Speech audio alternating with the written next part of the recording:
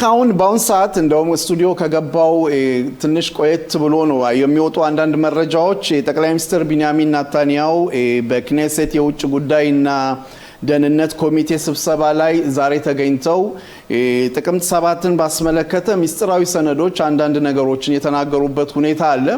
እስኪ ከዛን ጀምር ብዬ ነው ዶክተር፣ እንዴት አየሹ? በጣም የሚገርም ታሪክ ነው። ጠቅላይ ሚኒስትር ቢንያሚን ኔታንያሁ ቀደም አቶ ተስፋዬ እንደገለጽከው በዛሬው ቀን በክነሴት የውጭና የጸጥታ ጥበቃ ኮሚቴ ውስጥ ተገኝተው በተካሄደው ውይይት ሚስጥራዊ ውይይት ነው። እንዲያውም የሚገርመው በዛ ላይ የወጣ ሁኔታ ነው ለመገናኛ ዘዴዎች። ይሄውም ጥቅምት 7 ቀን እንደሚታወቀው ሁሉ ጥቅምት 7 ቀን 2023 ዓ.ም የሐማስ ሽብር ፈጣሪ ድርጅት ወደ ሀገራችን ሰርጎ በመግባት ከባድ እልቂት ያደረሰበት ቀን ነው እና በዛ ጊዜ የነበረን ሰነድ በተመለከተ ጠቅላይ ሚኒስትሩ የአገር ውስጥ መረጃ ድርጅቱ ትክክለኛ ያልሆነ ሰነድ እንዳዘጋጀ በይፋ መናገራቸው ወጣልና በጣም የሚያሳዝን ነው። ይህ የመጀመሪያ ዜና ነው እንጂ ቆይቶ የበለጠ ሊጋለጥ ይችላል። እንግዲህ ዶክተር እዚህ ላይ እንደ ጠቅላይ ሚኒስትር አባባል በአገር ውስጥ ምንም አይነት አገር የከዳ የለም፣ ግን በስለላ ላይ በጣም ትልቅ ጥፋት አጥፍተዋል የሚል ንግግር ተናግረዋል። ያው በቀላሉ ሲነገር ነው። ይሄንን እንዴት አየሽው ዶክተር? ሁላችንም የምናውቀው ነው። ትልቁ ችግር የነበረው በዛ ላይ ያየነው ከማንኛውም በበለጠ የመረጃ ክፍሉ ነው።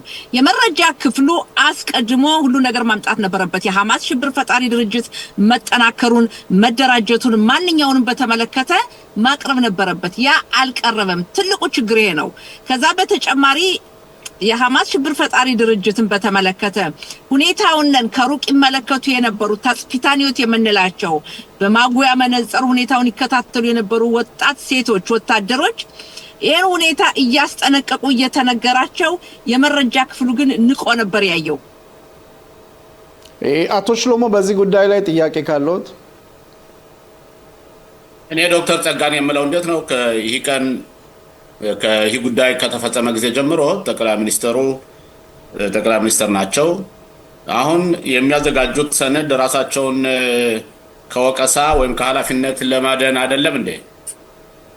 አቶ ሽሎሞ ከነፃ ከወቀሳ ለማውረድ የሚባል ነገር የለም። ያንዳንዱ ሰው የሰራው ስተት የጠፋው ሁኔታ የሳቸው ስተት የላቸው ማለት ነው ሙሉ በሙሉ ነው። ጠቅላይ ሚኒስትሩ በጠቅላይ ሚኒስትርነታቸው ኃላፊነት አለባቸው፣ ግን ወንጀለኛ አይደሉም። ዋናው ተጠያቂው ግን በድርጊቱ ላይ መንግስት አይደለም። መንግስት ኃላፊነት አለው። በወንጀል መጠየቅ ያለባቸው የመረጃ ክፍሉና የመከላከያ ሚኒስትሩ ነው። የመከላከያ ኃይሉና ለምን ነው ታዲያ ብሔራዊ ኮሚቴ የማታቋቁሙ? በዚህ ምክንያት ይሄን ያጣራው ለምሳሌ ብሔራዊ ኮሚቴ ነው። እናንተ የፖለቲካ ኮሚቴ ነው ለማቋቋም የምትሞክሩት። እሺ እንግዲህ ላስረዳ ለአድማጮቻችን ቀስ ብዬ ማስረዳው መሰለህ አቶ ሽሎሞ። የጸጥታውን ጉዳይ በተመለከተ መንግስት ኃላፊነት ቢኖርም ዋናው ሰራተኞች ተጠያቂዎቹ የመረጃ ክፍሉና የመከላከያ ኃይሉ ነው። ሁለቱ አካላት ናቸው ውድቀት የታየባቸው። በተለይ የሻባክ የሀገር ውስጥ መረጃ ድርጅቱ ነው ትልቁ ውድቀት የታየበትና ይሄንን መካድ አይቻልም። የሚመረምር ኮሚቴ ይቋቋም ለምትለው አይቋቋም አላልንም አቶ ሽሎሞ። መቋቋሙን እንደግፋለን። ነገር ግን ኮሚቴ ስታቋቁም ምን አይነት ኮሚቴ ነው መሆን ያለበት? የምታቋቁመው ኮሚቴ ትክክለኛ ንጹህ የሆነ ሚዛናዊ ሁሉን የሚመረምር ነው ወይስ ደግሞ የፖለቲካ አዝማሚያ ያለው ነው የሚል ነው? ኦኬ አቶ ሽሎሞ ይጨምራሉ በዚህ ጉዳይ ላይ? አሁን ቢሆን እስካሁን ድረስ አሁን መንግስት ሊያቋቋም የሚፈልገው ኮሚቴ የፖለቲካ ኮሚቴና መንግስትን ነፃ ለማድረግ ነው። ለዛ ነው ብዙ ጊዜ ደግሞ እንደሚታየው በተለይ ከፕሬዝዳንቱ ጋር ከፍተኛ የፍርድ ቤት ፕሬዝዳንቱ ጋር ጥላቻ አለ። እሱ ሊሾም አይችልም፣ እሱ አመራረጡ ህጋዊ አመራረጥ አይደለም የሚሉ ጥያቄዎች ሁሉ ነገሮች አሉና በአጠቃላይ ግን ይህን ነገር ፍርጥርጥ አድርጎ መልስ ሊሰጥ የሚችለው ከፍተኛ ፍርድ ቤት የሚሾማቸው በአገሪቱ ህግና ደንብ ማሰር ባለው ነው እንጂ የፖለቲካ ኮሚቴ ማቋቋሙ መንግስትንና የመንግስት ሚኒስትሮችን ነፃ አድርጎ የባለሙያዎችን ብቻ ኃላፊነቱን ለመስጠት መስሎ ነው የሚታየና እና ለምን ይህን በተመለከተ ጠለቅ ባለ ሁኔታ እናንተ አትወያዩበትም ነው? ጥሩ እንግዲህ አቶ ተስፋዬም እንዲሁም አቶ ሽሎሞ ለጠየቀው ጥያቄ ለተመልካቾቻችን ለአድማጮች ላስረዳ። በመጀመሪያ ደረጃ ሁኔታው የደረሰው ጉዳትን መመርመር ያስፈልጋል። የሚመረምረው አካል ማን ነው ነው ጥያቄው። አንደኛ በፊት እንደሚባለው ወይም ቀደም የነበረው የከፍተኛ ፍርድ ቤት ፕሬዝዳንት መሾም አለበት የሚል ነው። ያለ መሾም ከፍተኛው ፍርድ ቤት ፕሬዝዳንቱ በህዝቡ በኩል ተቀባይነት የሚኖራቸው መሆን አለበት። በአሁኑ ሰዓት የከፍተኛው ፍርድ ቤት ፕሬዝዳንት አሚት ተቀባይነት የላቸውም በግማሹ የእስራኤል ህዝብ በኩል። በእኛ በኩል በግማሹ የእስራኤል ህዝብ እንዲያውም ከግማሽ በሚበልጠው በአሁኑ ሰዓት መንግስት የተዋቀረው ከ68 የክነሴት አባላት በ68 የክነሴት አባል ነው። ከግማሽ ቋይቋቶች ለሞ ይቅርታ ላስረዳ፣ ከግማሽ በላይ የሚሆነው የእስራኤል ማህበረሰብ በከፍተኛው ፍርድ ቤት ፕሬዝዳንት እምነት የለውም። ከዛ በተጨማሪ የሚመጣው በእኛ በኩል ይሾም የምንለው እኩል መሆን አለበት። ከግራ ክንፍ ከቀኝ ክንፍ የተውጣጣ ቤተሰቦቻቸው ያለቁባቸው በዚህ የተገደሉ ቤተሰቦች የወታደር ሄደው ተዋግተው ወገንን ለማውጣት የሞቱት የነሱ ቤተሰቦች እኩል በኩል ሚዛን በሆነ ቁጥር መቅረብ አለበት።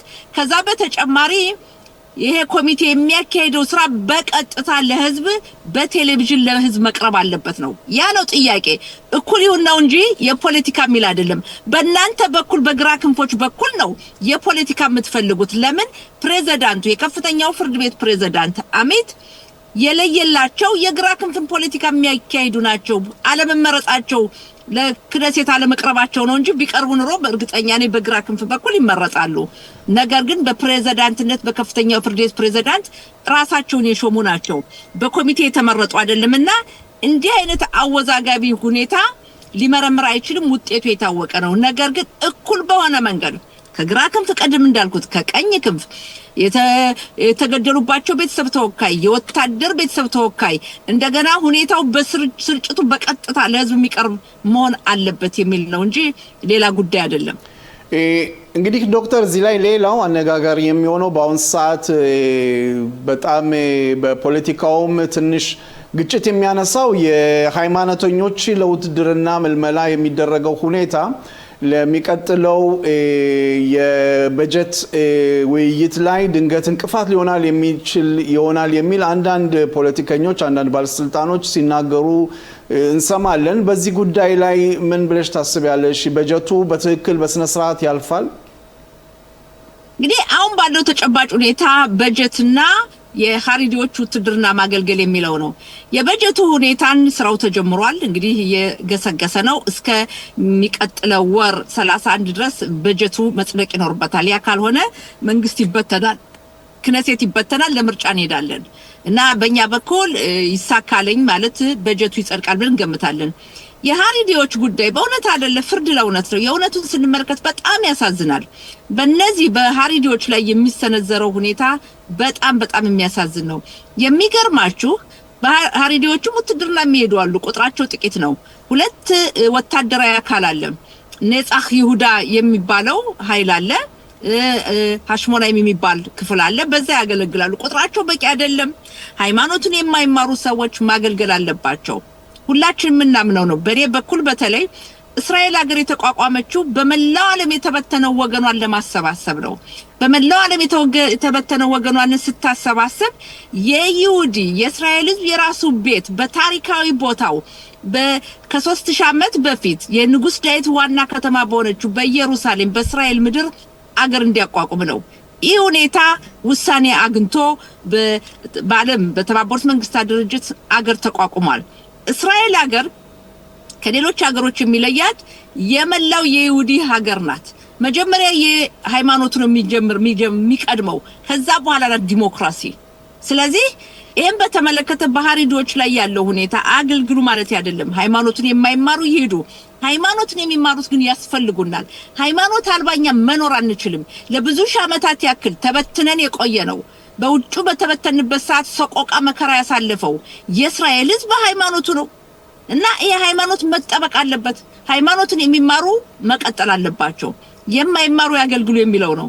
ግን እንዲያገለግሉ ከተፈለገ ከነሱ መሪዎች ጋር መነጋገር ያስፈልጋል። ከሃይማኖት መሪዎች ጋር መደራደር ያስፈልጋል። ያ ብቻ ሳይሆን በመከላከያ ኃይሉ በሚሄዱበት ሰዓት የኑሯቸውን ሁኔታ በቀን 3 ጊዜ መጸለይ አለ። የተለያዩ የሃይማኖት ህግጋቶችን እንዲጠብቁ መሆን አለ። ዶክተር ጸጋ ጥያቄው እዚህ ላይ ምንድነው? አንዴ ይቅርታ ይሄ ሆኖ እያለ ግን የግራ ክንፎች አቶ ሽሎሞ እነዚህን ሀሪዲዎች በጥምር መንግስት ስላልገቡላቸው ነው እንጂ ለምን በአረቦች ጉዳይ አትጠይቁም? ከሀሪዲዎች የበለጠ በእስራኤል ሀገር ቁጥራቸው 2,100,000 የአረብ ሰዎች አሉ። ለምን አያገለግሉም? በ18 ዓመታቸው ለምን ብሔራዊ ውትድርና ባይሄዱ ለምን ሌላ ቦታ አያገለግሉም? ይሄ የግራ ክንፎች ዓላማ እስራኤል የይሁዲ ሀገር እንድትሆን አይደለም። የግራ ክንፎች ዓላማችሁ እስራኤል የሁሉም ዜጋ ሀገር እንድትሆን ነው። ዶክተር ጸጋ አንቺ አሁን እንደምትናገሪው ከሆነ የግራ ክንፎችን የሀገር ጠላት አድርገሽ እየፈረጃቸው ነው። ትክክል አይደለም። እነሱ መብታቸው ነው። አሁን ሀገር እየገዛችሁ ያላችሁ እናንተ ናችሁ። አረቦችንም ብሔራዊ ውትድርና እንዲሄዱ የማድረግ ግዴታ ያለባችሁ እናንተ ነው። የሀሪዲዎችን በተመለከተ ደግሞ ሀሪዲዎች የሃይማኖት የሚጠብቁ ለምሳሌ የጽዮኑ ታዳቲት የሚባሉ አሉ። ኦሪትም የሚማሩ አገርም የሚያገለግሉ ለአገርም የሚሞቱ ደማቸውን የሚያፈሱ አሉ።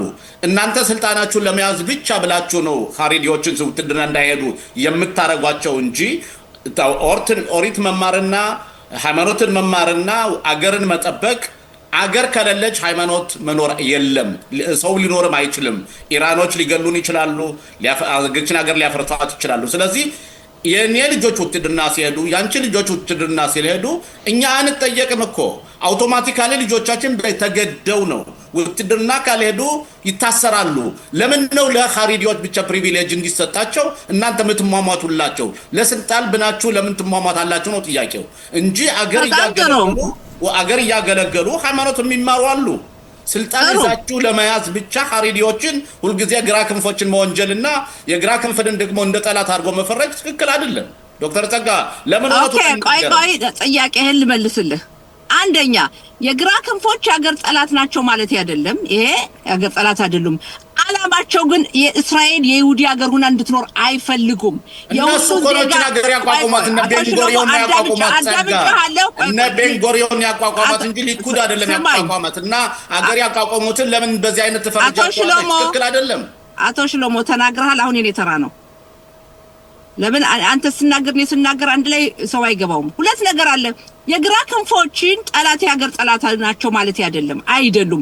ነገር ግን የግራ ክንፎች እስራኤል የይሁዲ ሀገር ሆና እንድትኖር አይፈልጉም። እስራኤል መሆን ያለባት የሁሉም አገር ናት ብለው ነው የሚሉት። ያሁኖቹ አገር ያቋቋሙት እነ ዳቪድ ቤንጎሪዮን፣ የመጀመሪያው እስራኤል ጠቅላይ ሚኒስትር ቤንጎሪዮን፣ የመጀመሪያው መከላከያ ሚኒስትር ቤንጎሪዮን ናቸው። ለመጀመሪያ ጊዜ እንዲያውም ሃይማኖት የሚማሩ ሰዎች ሃይማኖቱን ይማሩ፣ ውትድርና ማገልገል ይቅር የሚለውን የወሰኑት ቤንጎሪዮን ናቸው። ይሄ ታሪክ ሂደት ነው። ማወቅም ይቻላል። ማወቅም ካለ ገብቶ ማንበብ ይችላል። ሌላው ሁለተኛ በአሁኑ ሰዓት አረቦችን በተመለከተ ላልከው በአሁኑ ሰዓት የግራ ክንፎች ሰምተህ ታውቃለህ? አረቦቹ ይቅርና ውትድርና ይሄዱ አንልም። ብሔራዊ አገልግሎት በእነሱ ተቋማት ያገልግሉ የሚል የለም። እንዲያውም የግራ ክንፎች ዓላማቸው ምንድነው? የአረብ የፖለቲካ ፓርቲዎችን አንድ ላይ ሆነው ተጠናክረው በሚቀጥለው መንግስት ለማዋቀር ነው። እመነኝ አቶ ሽሎሞ፣ የግራ ክንፎች ዓላማቸው እስራኤል የይሁዲ ብቻ ሳትሆን የመላው ህዝብ ሀገር እንድትሆን ነው። ያ ደግሞ የማይሆን ጉዳይ ነው። ሌላው ተጨማሪ አገር ከሌለ ሃይማኖት አይኖርም ያልከው፣ መጀመሪያ ደግሞ በሀሪዲዎች ሄድክ እንደሆነ ቅድሚያ ሃይማኖታችን ነው ያኖረን፣ ሃይማኖታችን ነው። ተበትነን ስንኖር ሰቆቃ መከራ ቢደርስም ሀገራችን ተመለስነው በሃይማኖታችን በመጸለያችን ነው። ከአገር በፊት ሃይማኖት ነው ብለው ነው የሚያምኑት። ስለዚህ አቶ ሽሎሞ ለምን መሰለም አንድ ጥያቄ ህብረተሰቡን መግለጽ የምፈልገው አይደለም። ሀሪዲዎች እስራኤል ሀገር ከመቋቋም በፊት ሀገር እንድትቋቋም አይፈልጉም ነበር። እንዲያውም ግማሾቹ አሊያ ሪሾና ሽኒያ እየተባለ ጀርመን በነበሩበት ጊዜ አገራት ተቋቋምን ብለው መጨረሻ ላይ 6 ሚሊዮን ተጨፍጭፈው ቀርተዋል፣ ግማሾቹ የሚሆኑ። አሁንም እዚህ ያሉት አሁንም አጉዳት እስራኤል ሌሎችም በአገሪቱ አያምኑም። ስለዚህ ለምን ነው እንደዚህ አይነት ሰዎች አገሪቱ እነሱ ጽዮናዊ አይደሉም? በጽዮናዊነታቸው እነሱና አረቦች ጽዮናዊ አይደለም። ግን እናንተ ለስልጣን ስትሉ ለገንዘብ ስትሉ ገንዘብ ትሰጧቸዋላችሁ፣ ውትድርና እንዳይሄዱ ታደርጋላችሁ። የእስራኤል ሀገር ህዝብ ግን ይሞታሉ፣ ልጆች ይሞታሉ፣ ደማቸውን ያፈሳሉ፣ ይቆስላሉ። ይሄ ፌር አይደለም። ለስልጣን አቶ ሽሎሞ አሁን ቆይኔ ልመልስ አሁን እንደዚህ አረቦችን ገዥ እናንተ ናችሁ። ብሔራዊ ውትድርና እንዲሄዱ ማስገደድ ትችላላችሁ። ለምን አታረጉም? አሁን አዳምጠኝ። አሁን አንተ አትናገርም። የኔ ተራ ነው። እሰማለሁ። አሁን የኔ በመጀመሪያ ደረጃ እናንተ የምትመርጡት ከሃሪዲዎች ይበልጥ አረቦችን ነው። ምንም አያጠራጥርም። በሁለተኛ ደረጃ የሃሪዲዎችን ያመጣህ እንደሆነ ስማ፣ ታሪካዊ ሂደቱን እንውሰድ። እስራኤል ሀገር ስትቋቋምም እነዚህ ብዙዎቹ ሁሉም አይደሉም። ሃሪዲ ስንል ሻስን አይጨምርም። ሻስ ውትድርና ያገለግላሉ። ሃሪዲዎቹ በጽዮና አይደለም የምትላቸው አጉዳት እስራኤል አይደሉም። ጽዮና ያልሆኑት ሳትመርና ሌሎች አሉ። እነሱ የሚያምኑት ምንድነው? እስራኤል ሀገር ለምንድነው ህገ መንግስት የሌላት? እስራኤል ስትቋቋም ህገ መንግስቷ ኦሪት ነው። የኛ ህገ መንግስታችን ኦሪት ነው፣ ሌላ ህገ መንግስት አያስፈልግም ብለው የሚያምኑ ናቸው። አንደኛ። ሁለተኛ፣ እስራኤል ስትቋቋም በእስራኤል የነበረው የእስራኤል ህዝብ ብዛት 600,000 ብቻ ነው። ስለዚህ የ600,000 የሀገሪቱን ህገ መንግስት የወደፊቱን መወሰን አይችልም የሚል ነው። ይሄ ታሪካዊ ሂደት ነው።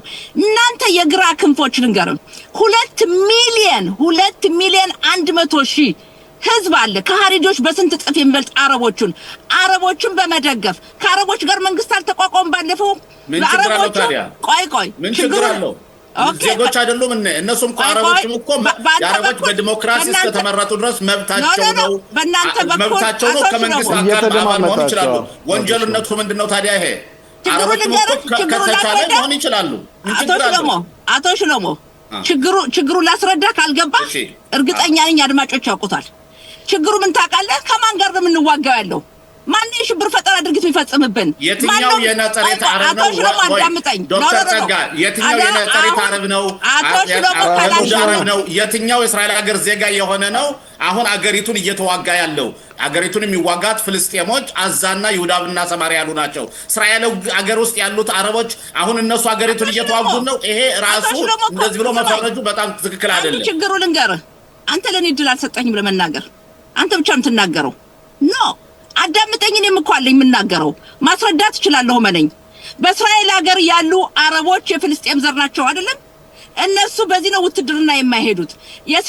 በእስራኤል ውስጥ ያሉ አረቦች ባለፈው ስንት ዓመት አላየንም? ሉድ፣ ራምሌ፣ ያፎ፣ አኮ ገብተው ሲያቃጥሉ በጥቅምት 7 ቀን በነበረው እልቂት ላይ በደቡብ በኩል ሐማስ ሲገባ ተፈርቶ የነበረው አገር ውስጥ ያሉ አረቦች አይደሉም? ስንቶቹ ናቸው አረቦቹ የሽብር ፈጠራ ድርጊት የፈጸሙ? የሽብር ፈጠራ ድርጊቱ ጥቅምት 7 ከተፈጸመ በኋላ ከተገደሉ ወገኖቻችን በኋላ እነ ማንሱር አባስ እነ አህመድ ቲቢ ይሄን ድርጊት አውግዘዋል። በክነሴት አላወገዙም። አቶ ሽሎሞ አትከራከር፣ የማይሆን ነገር አለ። እንዲያውም ያሉት የመሰለ በአዛ ልጆች አለቁ እያሉ ነው ያወሩት። ስለዚህ ሽሎሞ እንዲሁ ዝም ብሎ መከራከር ዋጋ የለውም። ተጨባጩን ማየት አለብን።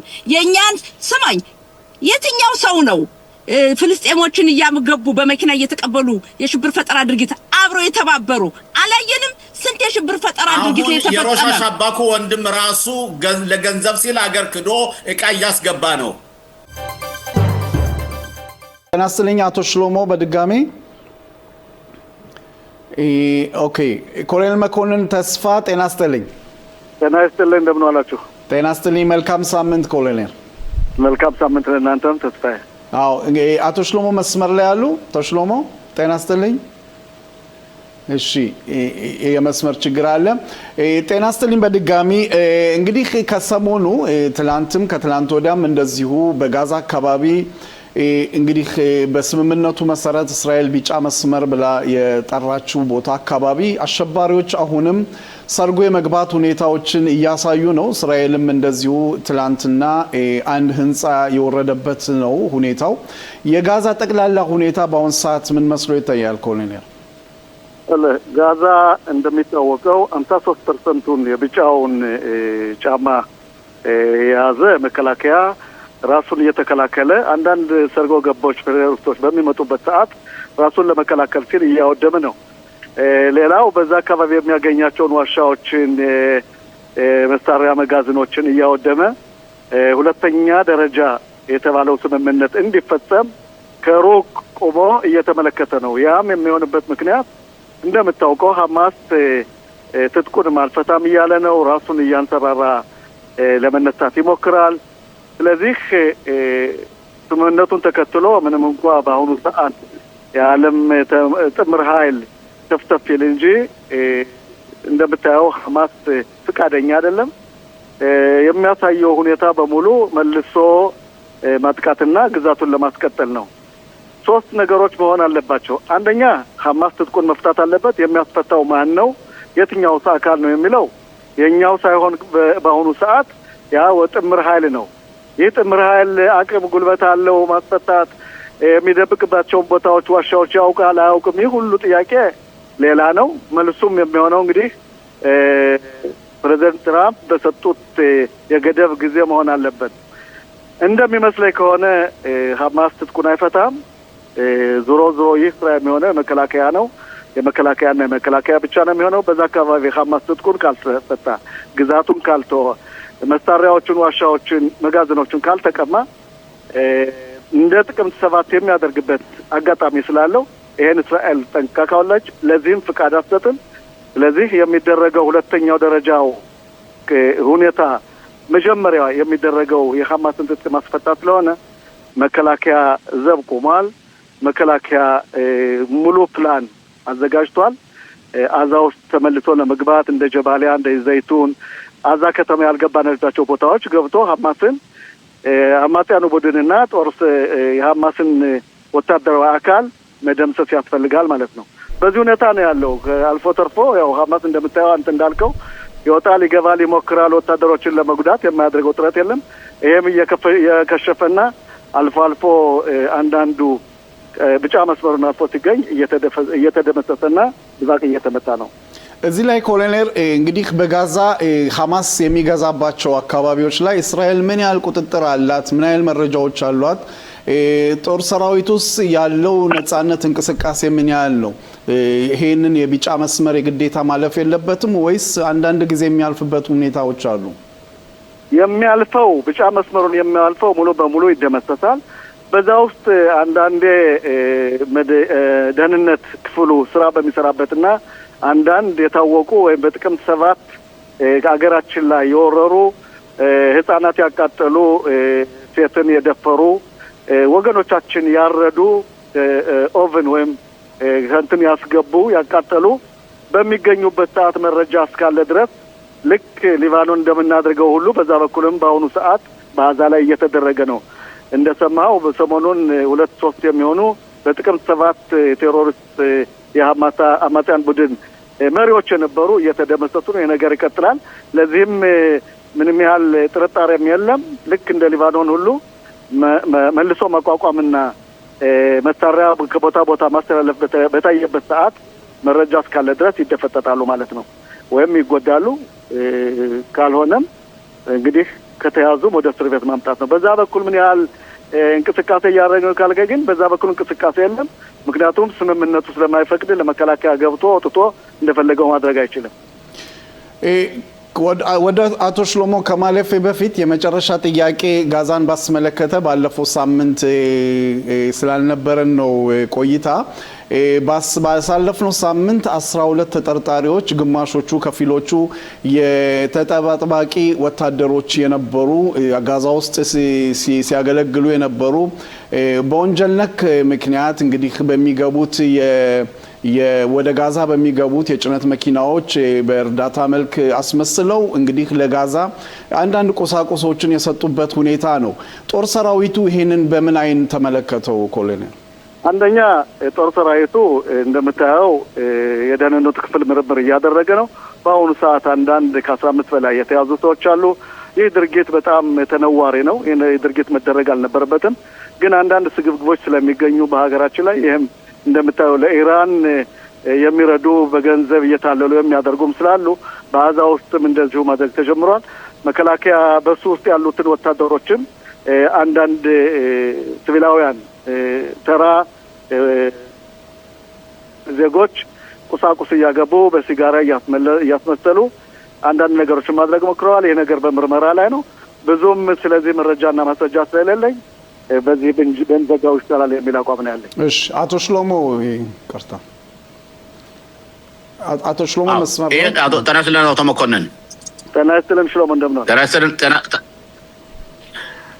አሁን አቶ ተስፋዬ ከጠየቀ ጥያቄ አንዱን ልጠይቅ የፈለኩት እንዴት ነው ብዙዎቹ የሚሉት በተለይ የቀኝ ክንፍ ርዕዮተ ዓለም ተከታዮች ይሄ የአንተን የተናገርካቸው ነገሮች እስከዚህ የከፋ ነገር አይደለም አውቀው ሆነ ብለው የመረጃ ክፍሉ ዳይሬክተር የዚኒ ወንድም ስላለበት ዚኒ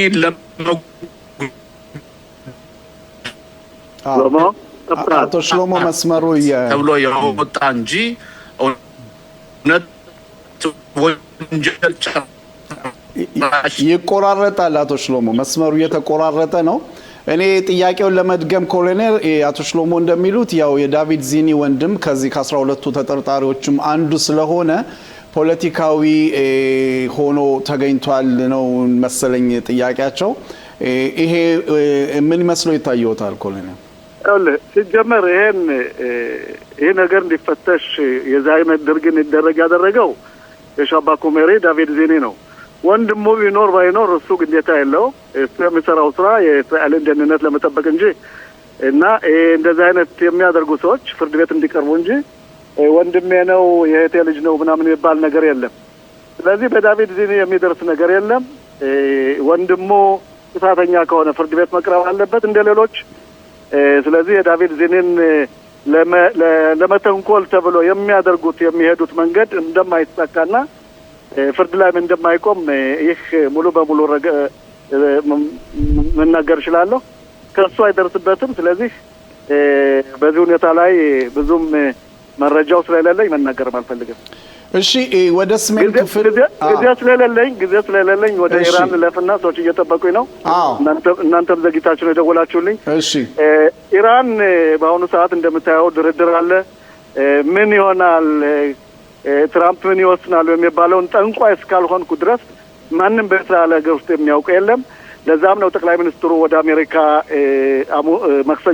ማክሰኞ ይሄዳሉ። ሮብ ከትራምፕ ጋር ይገናኛሉ።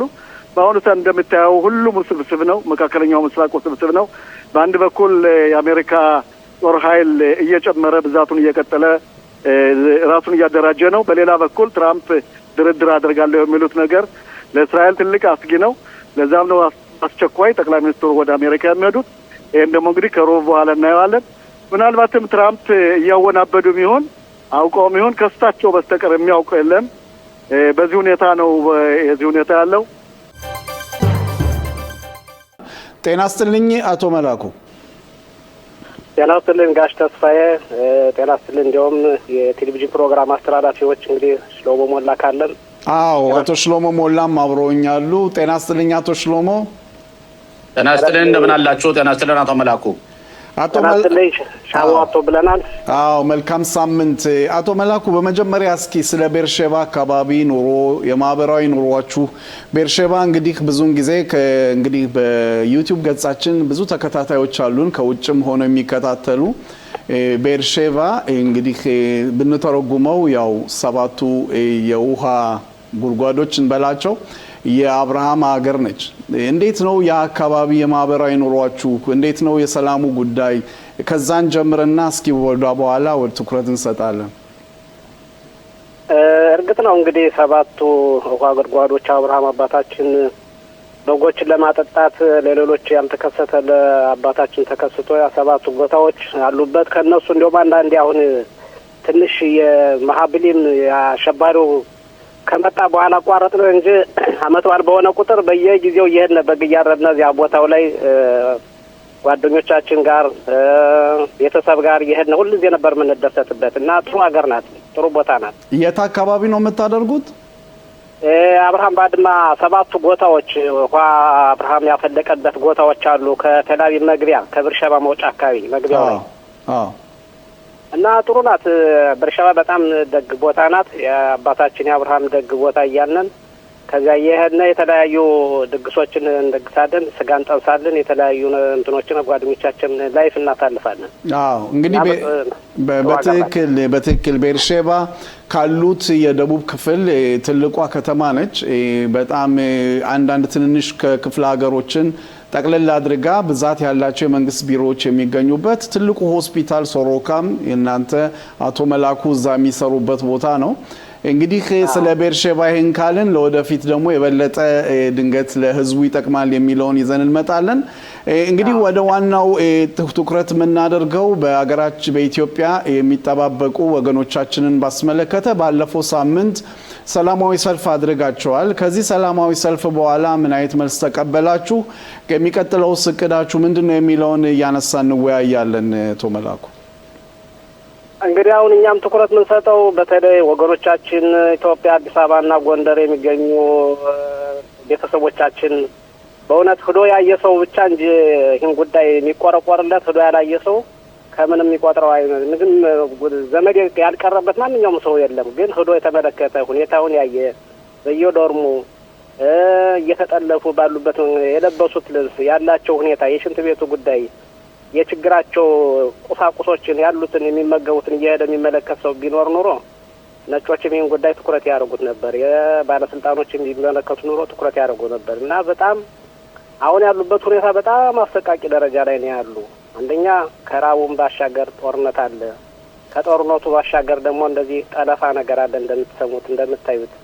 ከጠለፉ በኋላም ደግሞ እንደራደር እየተባለ ያው መቼም ገንዘብ ነው በአሁኑ ሰዓት ሁሉም ሰው ለጥቅም ፈላጊ ነው፣ ለታዊ ጥቅም ነው የሚፈልግ እና በጣም አስቸጋሪ ነው።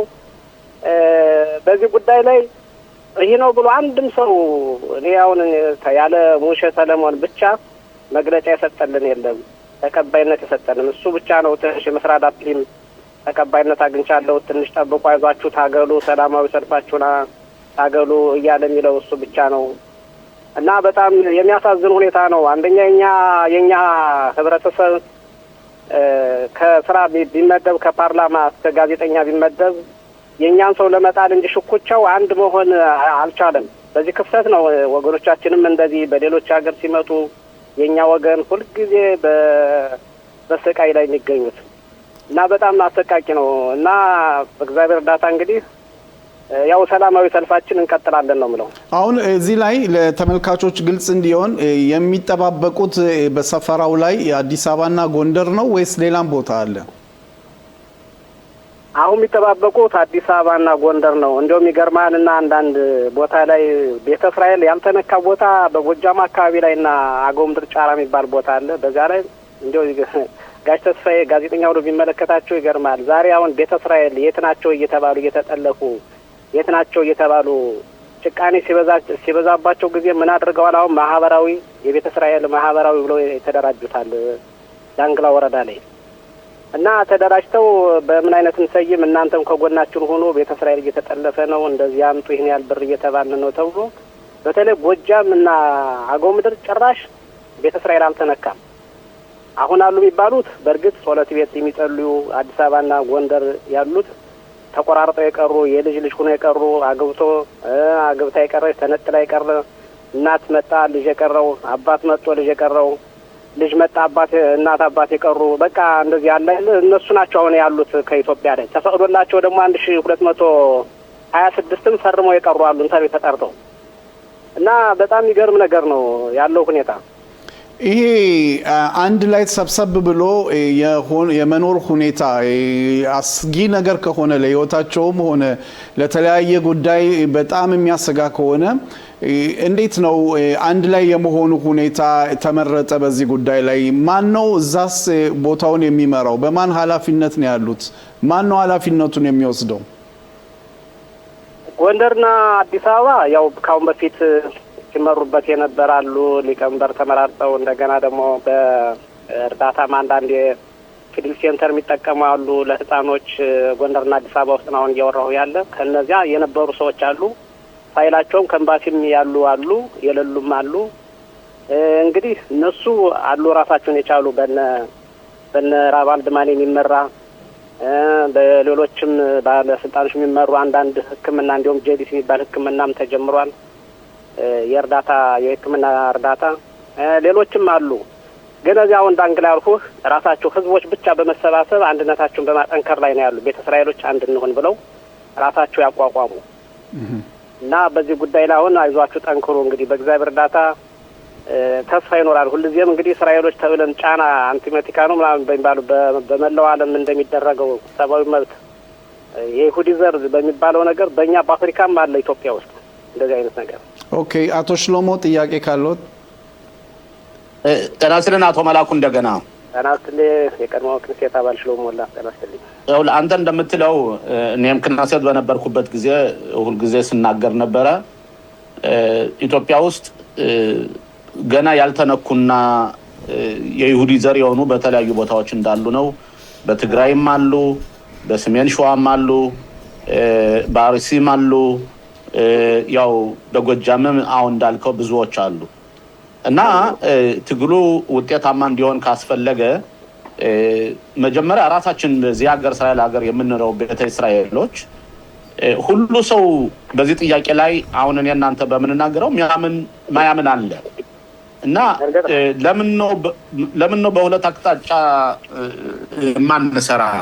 አንዱ ራሳችን ማህበረሰባችን ከኢትዮጵያ የመጣው ቤተ እስራኤሎችን የታሪክ ክፍተት ያለባቸው ሰዎች አሉ፣ ታሪክ የማያውቁ ሰዎች እነሱ እንዲያውቁ ለማድረግ እና እነሱን ለማሳመን ከዛ አንድ ላይ ተጠናክሮ ትግል በምናደርግበት ጊዜ ውጤት ሊኖረው ይችላል። ለምሳሌ ያህል በ1991 ዓመተ ምህረት መብጻ ሽሎሞ ከመሆኑ በፊት እኛ ለምሳሌ በሱዳን ሀገር አድርጎ የመጣው ማህበረሰቡ አመለካከቱ አንድ ስለሆነ ለምሳሌ ከቋራ የመጡትን እንዲሁም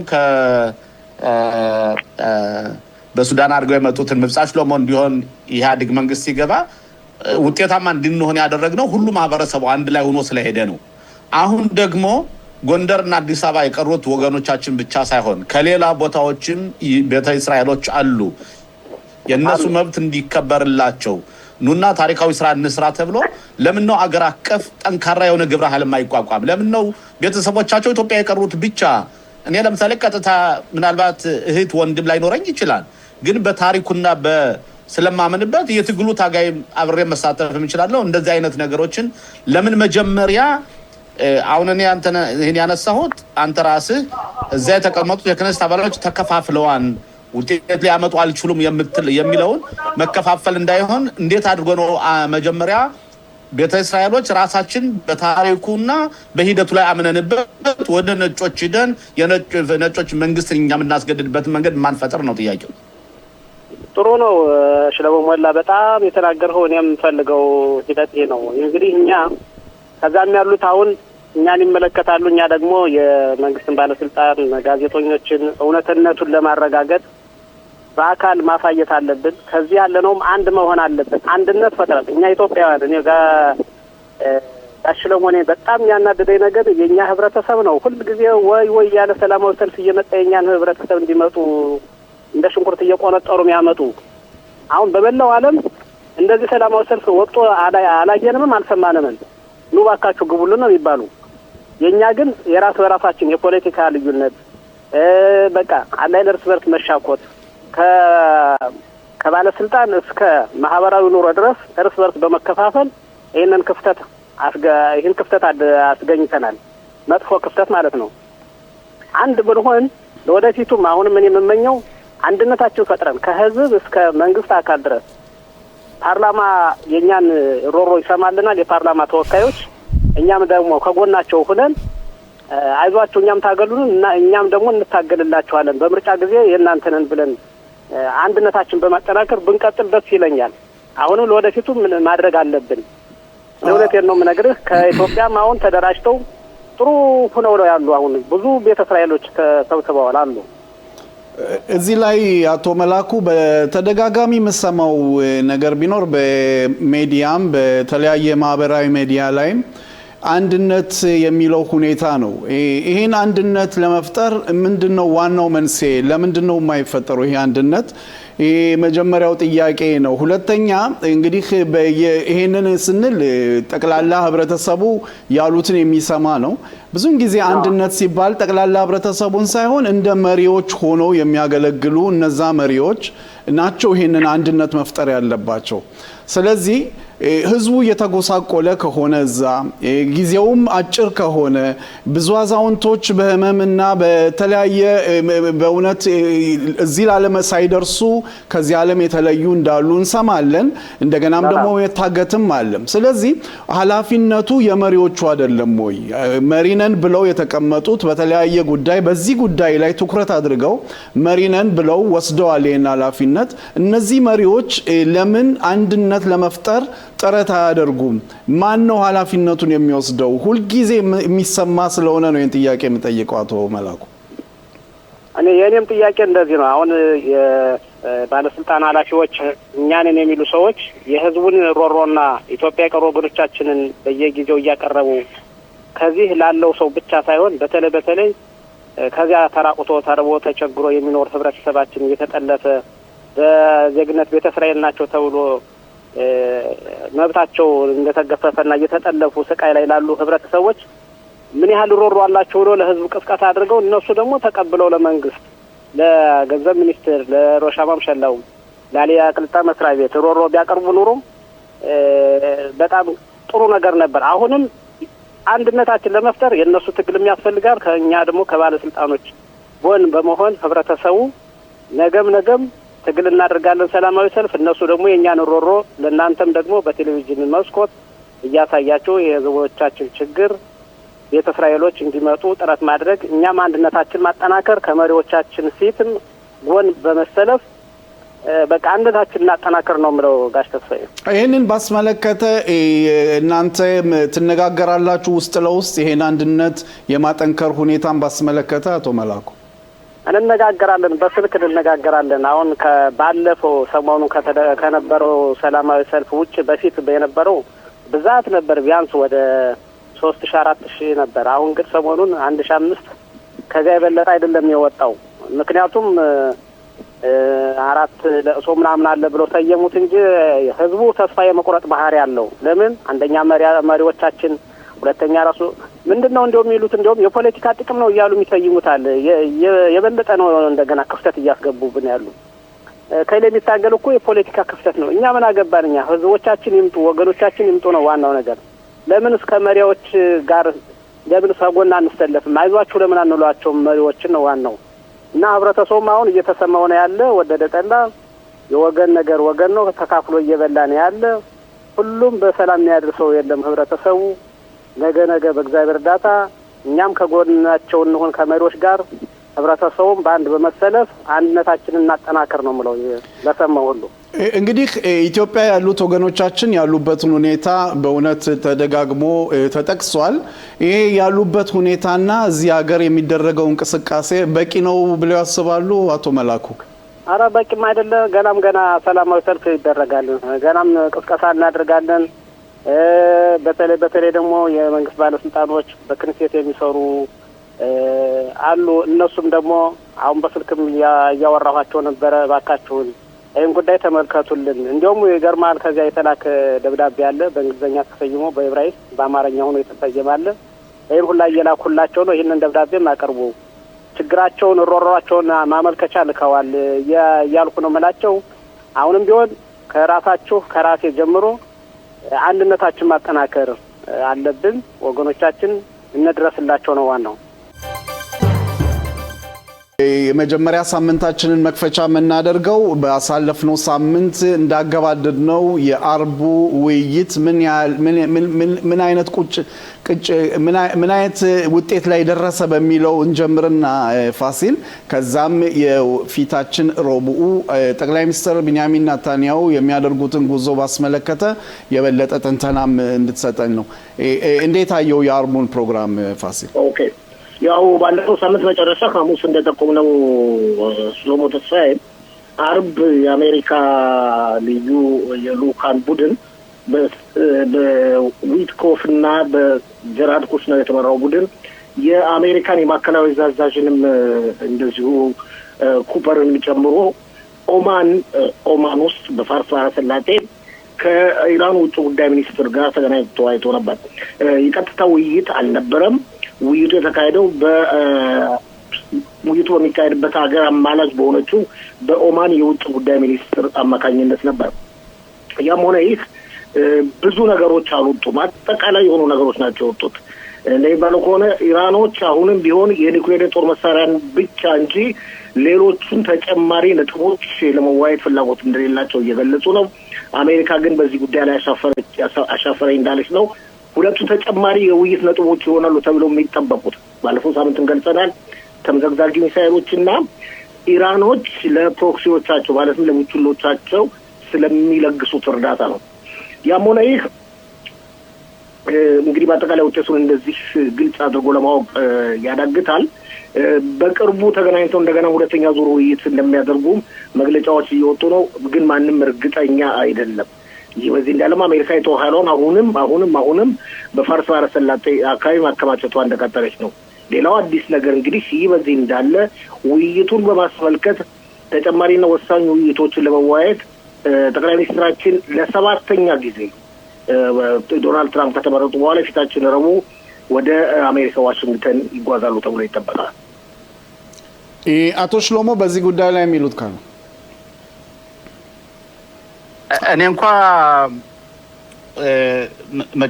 ጭማሬና መጨረሻ ላይ አቶ ፋሲል መጠየቅ የምፈልገው ቢኖር አሁን ባለንበት ሁኔታ የእስራኤልና የአሜሪካ አቋም ከሞላ ጎደል አንድ ነው ማለት ይቻላል። ጠቅላይ ሚኒስትር ቤንያሚን ኔታንያሁ ወደዛም ሂደው ትራምፕን የሚያገኙት ምናልባት በአማካሪዎች መካከል ለዘብተኝነት እንዳይሰማና ከትራምፕ ጋር ጉዳዮችን ለማረጋገጥ መስሎ ይታያል። ግን የአሜሪካ ተደራዳሪዎች የሚሰጡት ሀሳብ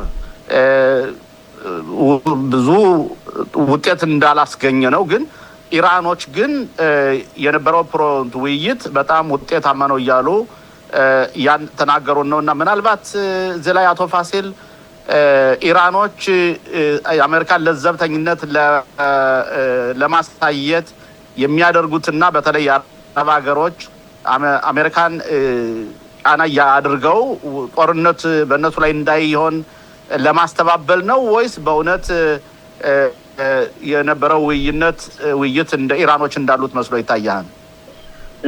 ሁሉንም ሊሆን ይችላል። ግን አንድ ራሱ ጠይቀ የመለስከው መልስ አለ። ኢራኖች በአሁኑ ወቅት የሚፈልጉት ጦርነት እንዳይከፈትባቸው፣ ጦርነት እንዳይከፈታቸው ደግሞ ድርድሩ መቆም እንደሌለበት ያምናሉ። ስለዚህም ኢራኖች ድርድር በመጎተት ውሳኔ ላይ እንዳይደረስ በመጎተት የታወቁና የተለመዱ ናቸው። ስለዚህም ውይይቱ ጥሩ ነው እያሉ ሌላ ዞር ውይይት ያስፈልጋል፣ ውይይቱ ጥሩ ነው ሌላ ዞር ውይይት ያስፈልጋል እያሉ ጊዜ ለማቃጠል ሲሆን ይህ ሁኔታ የሚያሳየው እንግዲህ በዚህ አይነት ሁኔታ አሜሪካ በኢራኖች ተታላ ውይይቱን ካራዘመች የጦር ኃይሏን በዛ አካባቢ ማቆየት አትችልም። ብዙ ወጪ ይወጣበታል።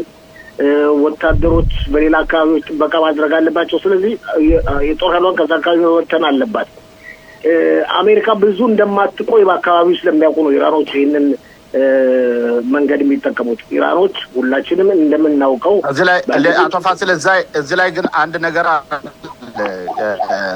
አሜሪካኖች በአንድ በኩል ደግሞ እዚህ ላይ ንግግር እያደረጉ ሁለት ነገሮችን ለኢራኖች እያሳወቁ ነው። በአንድ በኩል አሜሪካ ውስጥ የሁሜኒን መንግስት የሚቀይር ግብረ ኃይል እያዘጋጁ ነው ይባላል። በዚህኛው በኩል ደግሞ ወታደራዊ ዝግጅቱ ደግሞ እንዲያውም ተጨማሪ ወታደራዊ ኃይሎች ሁሉ ወደ ኢራን ጠጋ እያሉ ነው እና ስለዚህ እዚህ መካከል ደግሞ ይደራደራሉ። በሶስት አቅጣጫ ነው ስራዎች እየተሰሩ ያሉና ለማንኛውን ነው የምናምነው? አቶ ፋሲል ትክክል ነው። አሁንም ያልከው ትክክል ነው። አንደኛ ኢራኖች የሚፈልጉትን ለመናገር ሞክሬያለሁ። አሜሪካ በበኩሏ ደግሞ እደራደራለሁ እያለች ኃይሏን በአካባቢ እያጠናከረች ነው። ከዚህ በተጨማሪም እንዲያውም አሜሪካ ወታደራዊ እርምጃ እንዳትወስድ ለጊዜ የመትታት ጉዳይ ተለዋጭ መንግስት ባለማዘጋጀቷ ነው የሚል አመለካከት አለ። ይህንም አመለካከት ለመለወጥ ተለዋጭ መንግስትም ለመመስረት በአሜሪካ ውስጥ ከፍተኛ ጥረት እንደሚደረግ እየተነገረ ነው። ያም ሆነ አቶ ሽሎሞ ተስፋዬ በአጠቃላይ ሁኔታ የሚሰጡት መግለጫዎች እንደሚያመለክቱት ከሆነ የማይቀር ነው ዶናልድ ትራምፕ ወታደራዊ እርምጃ መውሰዳቸው በስልጣን ላይ ያለው የሺ ሃይማኖታዊ አክራሪ መንግስትን ተገርስሶ እንደሚወድቅ የሚሉ ዜናዎች እየወጡ ነው። በዚህ ጉዳይ ላይ ፋሲል በአገር ውስጥም አንዳንድ ምንጮች እንደሚያሳዩት ተምዘግዛጊ ሚሳኤሎችን ባስመለከተ እስራኤል አሜሪካን ልጠብቅ አትችልም የሚል አንዳንድ ወታደራዊ ተንታኞች እየተናገሩ ነው። ይሄ ማለት ምንድን ነው? ልጠብቅ አትችልም የሚሉት እንግዲህ አሜሪካ ብላ የምታደርገው ድርድር ካልተሳካ ወታደራዊ እርምጃ ካልወሰደች እስራኤል እርምጃ መውሰድ አለባት ነው፣ ሌላ ነገር አይደለም። ግን በአሁኑ ሰዓት ድርድር እያለ አሜሪካ እየመራች እያለች እስራኤል ነጠል ብላ ወጥታ ድብደባዎችን ወይም ጥቃቶችን በኢራን ላይ መፈጸም አትችልም። ስለዚህም ይመስለኛል ይህን ነገር የበለጠ ለማጥበቅ በመካከል ክፍተት እንዳይፈጠር ለማድረግ ቅድም አቶ ሽሎሞ እንደጠቀሰውም ጠቅላይ ሚኒስትር ቤንያሚን ኔታንያሁ የፊታችን ረቡዕ ዋሽንግተን ይገባሉ ተብሎ ይጠበቃል። እንግዲህ ይሄን ቃልን አቶ ፋሲል እዚህ ላይ የጠይቁ አቶ ሽሎሞ አቶ ፋሲል ግን እዚህ ላይ ጠቅላይ ሚኒስትር ቤንያሚን ኔታንያሁ ወደ አሜሪካ የሚያቀኑበት ሌላ ምክንያትም አለ። በመጣው ሳምንት በዚህ ሳምንት መጨረሻ አካባቢ ነው ለመጀመሪያ ጊዜ ትራምፕ የአዛን ጉዳይ የሚመራውን ግብረ ኃይል ስብሰባ ያደርጋሉና እሳቸውም አስቀድመው ለኢራን ጉዳይ ቢሄዱም ግን ለዛ ስብሰባ መገኘት ግዴታ ስላለባቸው ለዛ ነው የሄዱትም ይባላል። ወትኛው ነው እውነት? ለኢራን ነው የሄዱት ወይስ የፍልስጤም ኮንሲል ስብሰባ ነው የሄዱት? ምክንያቱም ለጠቅላይ ሚኒስትር ቤንያሚን ኔታንያሁ ለፍልስጤም ኮንሲል ስብሰባ ማድረግ መሄዳቸው ለእነሱ ፖለቲካሊ ጥሩ አይደለም። ጥሩ ጥያቄ ነው አቶ ሽሎሞ። ይሰማል አቶ ሽሎሞ? ሰምተናል። ጥሩ ጥያቄ ነው። ግን በብዙዎች ዘንድ በታማኝ የዜና ምንጮች ዘንድ ያለው ግምት የሄዱበት ዋና ዓላማ የኢራንን ጉዳይ ማስመልከት ነው። ከዚህ እንግዲህ የትራምፕም እንደዚሁ ይህ ጉባኤ አለ፣ ሀሳብ አለ፣ ሰላሙ ጉባኤ። ከዚህ በተጨማሪም የሚቀጥለው ሳምንት ደግሞ ጠቅላይ ሚኒስትሩ በኢፓክ ጉባኤ ላይ ለመገኘት አስቀድሞ ተዘጋጅተው ነበር በ18 አካባቢ። በ19 እንዴት አድርገው ነገሮቹን እንደሚያጣጥሙ ግን እንግዲህ አሁን ሄደው ማለትም ከቀርቡ ወዲያ እንግዲህ ስንት ማለት ነው 11 ማለት መሰለኝ በ11 ሄደው እስከ 16 ድረስ ወይ እስከ 18 ቀን አሜሪካ ሊቆዩ አይችሉም። እንደገና ተመልሰው እንደገና ይሄዳሉ። ይሄም ሌላ ጥያቄ ነው። ያም ሆነ ዋና የጉዟቸው ዓላማ የፊታችን ረቡዕ እንደሚባለው ከሆነ የኢራን ጉዳይ ነው የሚመስለው። እንግዲህ ሌላው ከሰሞኑ ጋዛን ስላነሳን የሰላም ምክር ቤቱ እንዳለ ሆኖ ከሰሞኑ እንደሚወጡት መረጃዎች ኤምሬት ጋዛን የመልሶ ማገንባት ሁኔታዎችን ስምምነት ላይ ደርሷል የሚል አለ። በዛ ስምምነት ውስጥ እንደውም ብዙዎች የስራ ባለሙያዎች እንደ መረጃው እስራኤላውያኖች ናቸው ተብሎም እየተጠበቀ ነው። ይሄ ምን አይነት በጋዛ ውስጥ ያለው የመልሶ መገንባት እስራኤል እንደገና ገብታ ባለሙያዎች የሚገነቡበት ሁኔታ ምን ያህል ከፍልስጤም አገዛዝ ጋር እንደገና ስምምነት ውስጥ ሊደርሱ ይችላሉ ወይስ የሚያጋጭ ነገር ነው መስሎ ይታያል? ፋሲ ተስፋዬ ገና ሳይከካ ተሞካ እኮ ነው። ይሄ እኮ አጠቃላይ እስካሁን ድረስ መቼ የመልሶ ማቋቋሙ ድርጊት እንደሚፈጸም አይታወቅም። ሐማስ ትጥቁን ካልፈታ በፍጹም የመልሶ ማቋቋም ድርጊት አይካሄድም።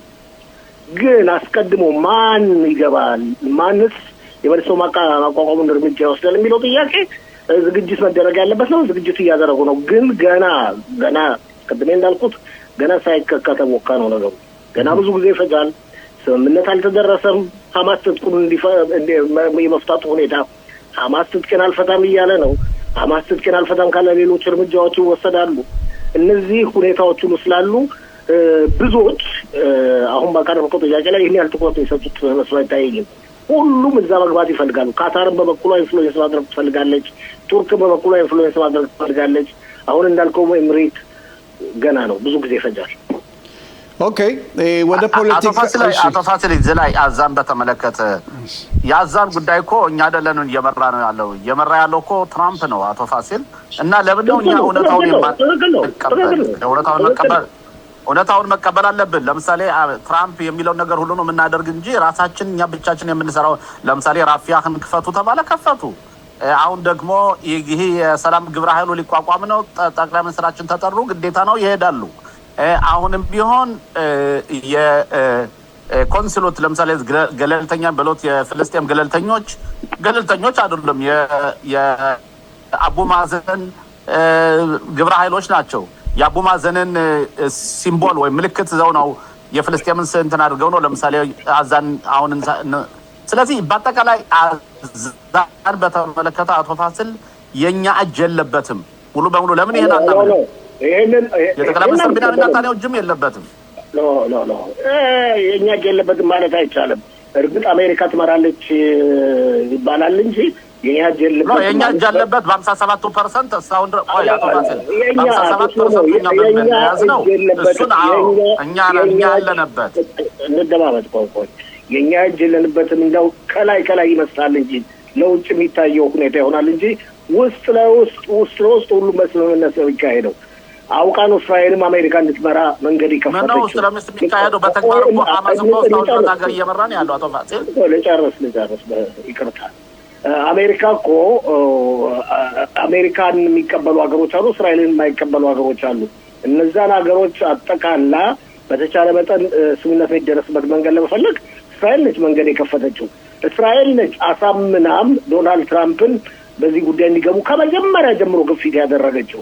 ስለዚህ አሁን ሆነ መልሶ ማቋቋሙን የሚያነሳው ማንም የለም። አሁን ባሉ አልፎ አንዳንዶች ናቸው። ምክንያቱም ገና የደረሰ መልሶ ማቋቋም ደረጃ ላይ መድረስ እስራኤል ደጋግማ ተናግራለች፣ ገልጻለች። ሐማስ ትጥቁን ካልተበተነ በስተቀር በፍጹም የመልሶ ማቋቋሙ ድርጊት አይፈጸምም ብላለች። እንደው አልፎ አንዳንድ ጥገናዎች ካልሆኑ ይህም ድርጊት እየተተገበረ ነው አሁን። ብዙዎቹን ትንሽ አነጋጋሪ የሆነው ይሄ የሐማስ ትጥቅ መፍታት ሁኔታ የጊዜ ገደብ አለመሰጠቱ ነው። እስከ መቼ ነው እስራኤል ይሄን ነገር የምትለው የምትደጋግመው የሚሉ ብዛት ያላቸው ባለስልጣኖች የፖለቲካ ተንታኞችም የሚናገሩት ነው። ለምንድን ነው በእውነት እስራኤል በጊዜ ገደብ የሌለው ለዚህ ጉዳይ? እንደሚመስለኝ ውስጥ ለውስጥ የጊዜ ገደብ አለ ነው ብዬ ማምነው። ትክክል ጥያቄ፣ ጥሩ ጥያቄ ነው። ብዙዎች የሚያነሱት ነው። ባለስልጣኖች፣ ጋዜጠኞች ሰው ተራው መዝም የሚጠይቀው ጥያቄ ነው። እንዴት ሐማስ ትጥቄን አልፈታም እያለ እስራኤል ደግሞ ይፈታል እያለች እንካሰላንት እየተባባሉ እንደ 10 ዓመት ይቆያሉ፣ 5 ዓመት ይቆያሉ፣ 1 ዓመት ይቆያሉ የሚሉ ጥያቄዎች የተነሱ ነው። ግን እንደሚባለው ከሆነ በጥቂት ወራት ውስጥ ሐማስ ትጥቁን መፍታት እንዳለበት እርምጃ ይወሰዳል ተብሎ ይጠበቃል። እንደሚባለው ከሆነ ውስጣዊ የሆነ የጊዜ ገደብ አለ። ሐማስም እስራኤልም የሚያውቁት እንደሚባለው ከሆነ ወደፊትም ካስፈለገ ደግሞ ይፋ ሆነ ሁኔታ የጊዜው ገደብ ይነገራል ተብሎ ይጠበቃል። ግን አቶ ፋሲል እዚህ ላይ ምን መሰለህ፣ አንድ ነገር በተግባር የሚተገበሩበትን ነገሮች ነው እኛ ለምሳሌም እኛ ልንፈርድ የምንችለው ማለት እንዴት ነው? ራፊያህ ለሁለቱም አቅጣጫ ተከፍቷል። የሰብአዊ እርዳታ እና እንደመና እየገባላቸው ነው አዛ። ሐማስ ደግሞ የጦር መሳሪያው መፍታት ሳይሆን እንዲያውም ራሱ እንደገና እያጠናከረ ነው። ያ ብቻ ሳይሆን በ47% በያዘው አካባቢ የተጎዱትን የመሬት ዋሻዎች እንደገና እያቋቋማቸው ነው። ቁና እውነቱ ይሄ ነው አቶ ፋሲል። ለምን ነው ራሳችን ልንሸውደው? ገና የውስጥ ስምምነት አለ እያልን ማለት ነው። ለጊዜው እውነት መስሎታ እንጂ 47% ቦታ ደግሞ በጣም ትንሽ ነው። ብዙ መንቀሳቀስ አይቻልም። የራፊያህ ኬላ ተከፈተ። ስምምነት እኮ አለ። በስምምነቱ መሰረት 20 ነጥቦች በስምምነቱ ላይ ከ20 ነጥቦቹ አንዱ የራፊያ መከፈት ያለበት ሁኔታ ነው ማለት ነው። ጠላቶች ከተመለሱ በኋላ ሙሉ ለሙሉ የግዴታ መደረግ ያለበት ነው። በፓራረል በሆነ ደረጃ ደግሞ በተመሳሳይ ሁኔታ ደግሞ ሐማስ ትጥቁ መፍታት ያለበት ነው። ውይይቱን አብረውኝ የሚመሩት የቀድሞ የክኔሴት አባል አቶ ሽሎሞ ሞላም አሉ። አብረውኝ ጤና ይስጥልኝ። በድጋሚ አቶ ሽሎሞ ጤና ይስጥልኝ። ተስፋዬ እንደምን አለ? ጤና ይስጥልኝ። የህግ ባለሙያ ጠበቃ ቢቢተው ከኛም ጋር ናቸው። ጤና ይስጥልኝ ተስፋዬ፣ እንዲሁም ሽሎሞ፣ እንዲሁም ተመልካቾች አድማጮች። እንግዲህ ጠበቃ ቢቢተው ከእርሶ በፊት የክኔሴት አባል ዶክተር ጸጋ ፈንታውን ጋር ነበርን። ውይይቱ ትንሽ ሞቅ ያለ ነበር። ከአቶ ሽሎሞ ጋር እንግዲህ እርስዎ ልጠየቅ የፈለግኩት የህግ ባለሙያ ጠበቃ አቢቢተው ጦርነቱን ተገን በማድረግ በወንጀል የተጠረጠሩ 12 እስራኤላውያን ወደ ጋዛ የተለያዩ ቁሳቁሶችን በማስገባት ተከሰዋል። በአሁን ሰዓት በምርመራ በጥርጥር ላይ ነው የሚገኙት። እንዲህ አይነት ሁኔታዎች ሲፈጠሩ እንዲህ አይነት ክስተቶች ሲኖሩ ህጉ ምን ይላል? ለተመልካቾቻችንም ግልጽ እንዲሆን ብዬ ነው። እንግዲህ በአንድ ወቅት ላይ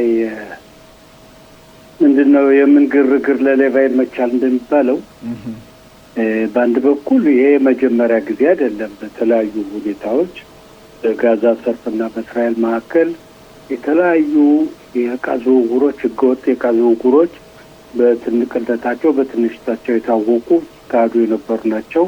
አሁን ግን የበለጠ ደግሞ በጦርነቱ ጊዜ እስራኤል ግማሹን የጋዛ ሰርፍን በምትቆጣጠርበት ጊዜ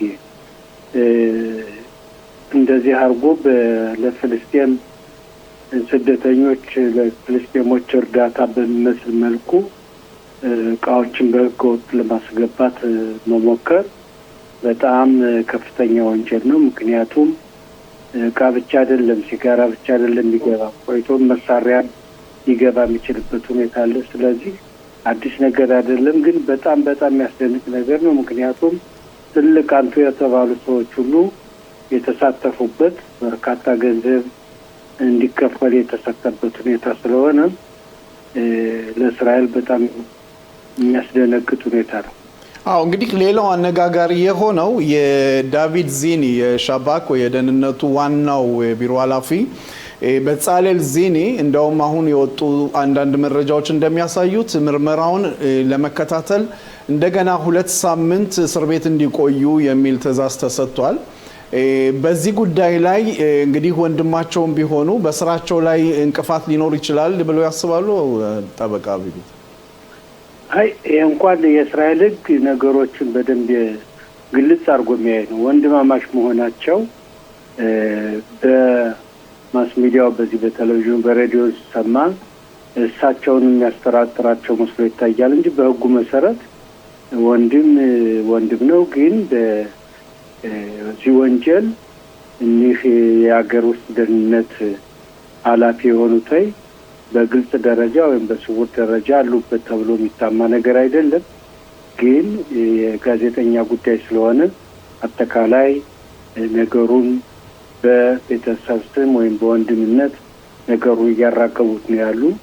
ይሄ መቼም ለዚህ ጉዳይ ሲሾሙ ነገሩ እሳቸውም ቢሆን በህሊናቸው ለሀገሪቱ ለመጥቀም ሀገሪቱን በሰላም ያለፈውን ችግር አስወግዶ በሰላም ለመምራትና ለማስተዳደር መረጃዎችን ለመንግስት ለማምጣት እንጂ እንደ ወንድማቸው ይህን ነገር ያደርጋሉ ወይም እያወቁ ደብቀው እስከሩ የሚባል ነገር ያለ አይመስልም። አቶ ሽሎሞ በዚህ ጉዳይ ላይ ጥያቄ ካለው? ጠበቃ ቢቢተው ጤና ይስጥልን። እንደገና ጤና ይስጥልን። እዚህ ላይ አሁን እኛ ብዙ ጊዜ እኛ ማህበረሰብ ለገንዘብ ሲባል በቃ አገሪቱን ክደዋታል ማለት እንችላለን። አሁን የወጣ ያለው መረጃ ከዛ በፊትም የነበሩ ናቸው። እንደሚባለው ከሆነ ቅርብ ጊዜ ደግሞ ሌሎች መረጃዎች ሁሉ ይመጣሉና ይህ በሚሆንበት ጊዜ ግን የእስራኤል የመረጃ አካል የት ቆይተው ነው?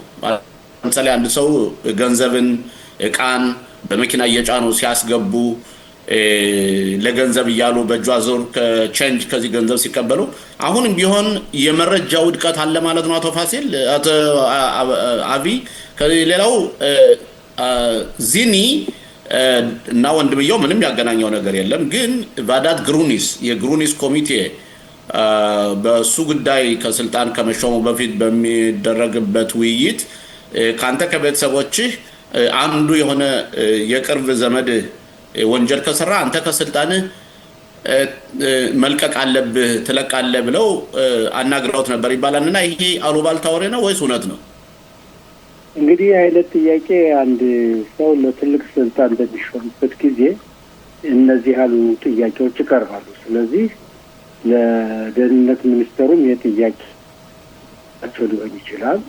ግን አሁን ያለንበትን የአየር ጸባይ በደንብ ገምገም ያስፈልጋል። ከጠቅላይ ሚኒስትሩ ጀምሮ እስከ ተለያዩ ባለስልጣናት ድረስ በተለያዩ ወንጀሎች ተከሰው 8 ዓመት ነገሩ እየተከራከረ ሳለ አሁን ወንድምየው በዚህ ደረጃ ተጠረጠረ እና ሰውየው ደግሞ ስልጣናቸውን መልቀቁ በመጠበቅ ወደ ቂልነት አስተሳሰብ ነው የሚያመራው። ምክንያቱም ዋናው ኃላፊው ምሳሌ ከሆነ ሌሎች ምሳሌ እየሆኑ ይሄዳሉ። አሁን ግን እንደሚታየው ከሆነ ምሳሌነት እየጠፋ ነው በሀገሪቱ ውስጥ እና የደህንነት ሚኒስቴሩ ደግሞ ከዚህ በፊትም ከጠቅላይ ሚኒስትሩ ጋር የመጡ ናቸው። ጠቅላይ ሚኒስትሩ ነው የሾማቸው።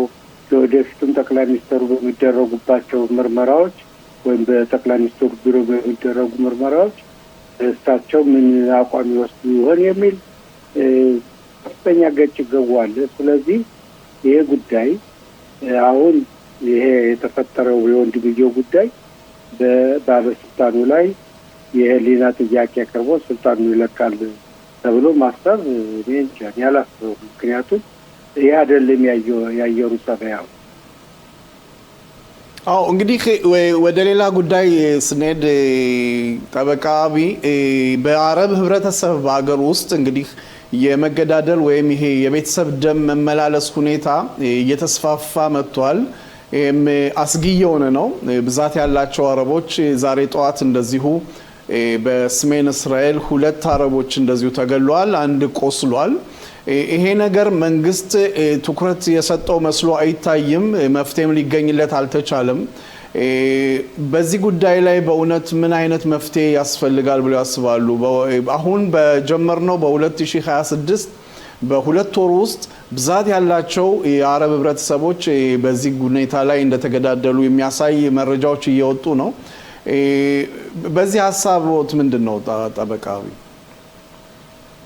እንግዲህ በመጀመሪያ ደረጃ ሁላችንም መገንዘብ ያለብን በእስራኤል ሀገር የሚኖሩ የአረብ አረቦች የእስራኤል ዜጎች ናቸው።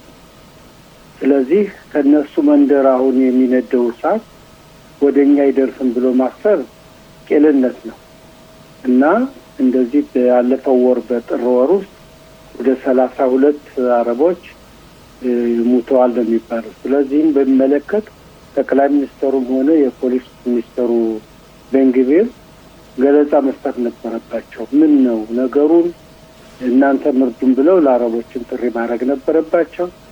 ሲሆን ግን አልታየም ይህ ነገር። እንዲያውም ባለፈው 3 ሳምንት መሰለኝ በደቡብ አካባቢ ቤርሸባ አካባቢ በነበረው ችግር ሚኒስተሩ ሄደው የፍከራ ቃላትን አሰምተው ነው የተመቱ እንጂ ወንበዴዎችንም አልያዙም። የደረሰውን ችግር መፍትሄ አልሰጡም። ስለዚህ የቀኝ ክንፍ መንግስት ሙሉ በሙሉ ያለበት የአሁኑ መንግስት የሚያስቡት እንግዲህ በእኔ አስተያየት ከአረቦች መንደር የፈነዳው ራሳቸው አረቦችን ያደክማቸዋል፣ አንድ እንዳይሆኑ ያደርጋቸዋል እንጂ ወደኛ ወደ እስራኤል ወደ ይሁዲው ወደ እስራኤል ዜጎች ይደርሳል ብለው የሚያስቡ መስሎ አይታይም። ይሄ በጣም አሳፋሪ ድርጊት ነው። ምክንያቱም አንድን ነገር በጦርነት አይደለም የሚፈታ። አንድ ነገር በኃይል ሳይሆን በማስተዋር በውይይት ምናልባት የእነሱ ባህል አለ እርቅ የሚሉት ወይም ደግሞ ድርድር የሚሉት ትልልቅ ሽማግሌዎችን ሃይማኖተኛ መሪዎችን ይዞ በነገሩ ላይ መመርመር፣ ማየት፣ ችግር ካለ በችግሩ ላይ መፍትሄ መስጠት፣ እንደዚህ ያለ መፍትሄ መፈለግ እንጂ እንዲሁ ዝም ብሎ ይጨረሱ ምን አገባን ብሎ ማየት ነገ ማልዳ ለእኛ ነው ጥሩ የሚተርፈው። ጥሩ አይደለም። ጥሩ ጊዜ አልመጣም። ይሄ በጣም ከውጭ ጦርነት ይልቅ የውስጥ ጦርነት ነው የሚያጠቃን። ምክንያቱም አረቦች እነሱ በእነሱ ተጋደሉ ማለት ሰላማዊና ረባሾች ወይም ገንዘብ ፈላጊዎች ናቸው እንደሚያደርጉ። ስለዚህ ይሄ ጉዳይ ደግሞ ወደኛ እየመጣ ነው። ፋብሪካ ያላቸው የስራ ተቋም ያላቸው በሙሉ ፕሮቴክሽን ወይም እንድንጠብቃቸው ከፈለጋቸው ገንዘብ እየተባሉ ነው። ካልሆነ ግን እየተካፈለባቸው ነው። ይህ ሁሉ በሀገሪቱ ላይ የትም ቦታም ቢሆን ይህ ጉዳይ የሚያስፈልግ ነው። የእስራኤል መንግስት አንድ ቅድመ አውጣት አለበት። ዝም ብሎ